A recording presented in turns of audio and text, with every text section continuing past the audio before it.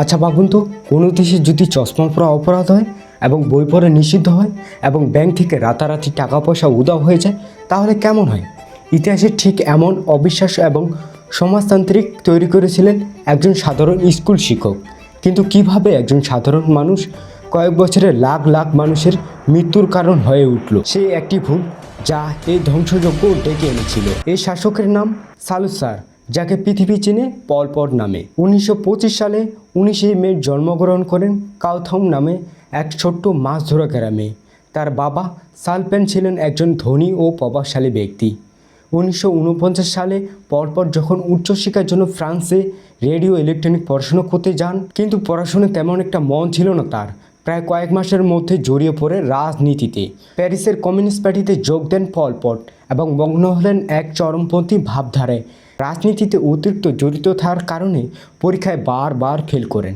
1953 সালে তিনি ডিগ্রি ছাড়াই খালি হাতে দেশে আসতে বাধ্য হন। দেশে ফিরেই তিনি শিক্ষকতা শুরু করেন। এর মধ্যে গোপনে কমিউনিস্ট পার্টিতে যোগ দেন। প্রায় 7 বছর শিক্ষকতা ছেড়ে পালিয়ে গেলেন এক গভীর জঙ্গলে। সেখানে জন্ম নিল এক কুখ্যাত বাহিনী, খ্যামারুস। খ্যামারুস মূলত সমাজতান্ত্রিক এবং কট্টর ডানপন্থী আদলে একটি সশস্ত্র বাহিনী। শুরু থেকেও ভাবেনি জঙ্গলে এই গেরিলারা পুরো দেশকে দখল করে নেবে। কিন্তু 1971 সালে আমেরিকার একটি ভুল সিদ্ধান্ত পল পটকে ভাগ্য বদলে দেয়। মার্কিন বিমান বাহিনী কম্বোডিয়ার গ্রামাঞ্চলে লাখ লাখ টন বোমা ফেলে। সংক্ষেপে বলতে গেলে আমেরিকা বোমা ফেলেছিল ভিয়েতনাম যুদ্ধ জেতানোর জন্য। কম্বোডিয়ার লুকিয়ে থাকা ভিয়েতনামি কমিউনিস্ট দমাতে নির্মম বোমাবর্ষণের ফলে কম্বোডিয়া পুরোপুরি অস্থিতিশীল হয়ে পড়ে এবং পল পটের মতো নিষ্ঠুর একনায়ক উত্থান সুগম হয়। ঘরবাড়ি হারানো এই সাধারণ কৃষকদের ক্ষোভকে কাজে লাগিয়ে পল পট নিজের ক্ষমতা বাড়াতে থাকেন। তিনি নিজেকে কম্বোডিয়ার প্রাচীন রাজাদের মতো সত্য হিসেবে গড়ে তোলেন। 17 এপ্রিল 1975 খ্যামারুস বাহিনী কম্বোডিয়ার রাজধানী ন্যামপম দখল করেন। শহরবাসী ভেবেছিলেন এবার হয়তো শান্তি আসবে, কিন্তু পল পট ঘোষণা দিলেন আজ থেকে শুরু হলো ইয়ার জিরো বা বছরের 0 দিন। অর্থাৎ পেছনে সব ইতিহাস এবং সংস্কৃতি ও আধুনিকতা মুছে ফেলা হলো আজ থেকেই। মাত্র কয়েক ঘন্টা নোটিশে লাখ লাখ মানুষকে শহর থেকে গ্রামের দিকে হেঁটে যেতে বাধ্য করা হয়। যারা যেতে অস্বীকার করে তাদেরকে অনস্পট গুলি করা হয়। কিন্তু কেন?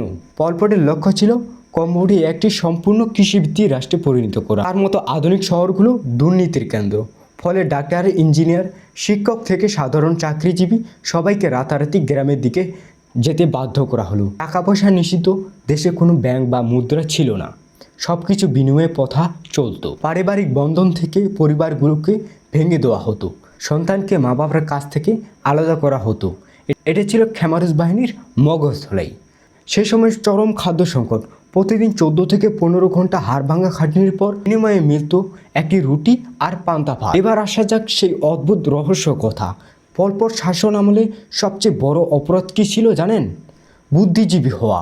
আর খ্যামারুস বাহিনীর বুদ্ধিজীবী চেনা ছিল এক অদ্ভুত নিয়ম। আপনার চোখে যদি চশমা থাকে তবে তাদের চোখে আপনি একজন শিক্ষিত ব্যক্তি, অর্থাৎ আপনি পল পটের বিরুদ্ধে প্রশ্ন তুলতে পারেন।